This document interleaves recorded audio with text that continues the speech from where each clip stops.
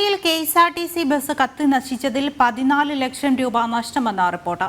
Bus പൂർണ്ണമായും കത്തി നശിച്ചതിനാൽ എങ്ങനെയാണ് അപകടമുണ്ടായതെന്ന് കണ്ടെത്താനായിട്ടില്ലെന്ന് മോട്ടോർ വാഹന വകുപ്പ് ഹൈക്കോടതിയെ അറിയിച്ചു.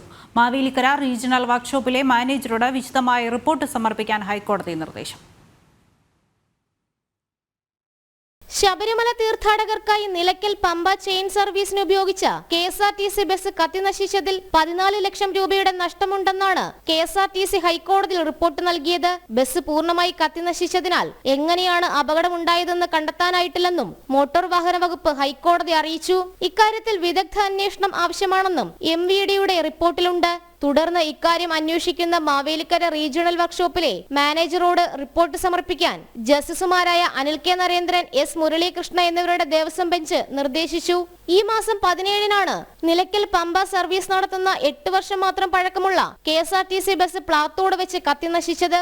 ഈ സമയത്ത് ഡ്രൈവറും കണ്ടക്ടറും മാത്രമാണ് വാഹനത്തിൽ ഉണ്ടായിരുന്നത്. നിലയ്ക്കലിൽ നിന്ന് പമ്പയിലേക്ക് ആളുകളെ എടുക്കാനായി പോയ ബസ്സാണ് കത്തിയത്. ജനം, കൊച്ചി.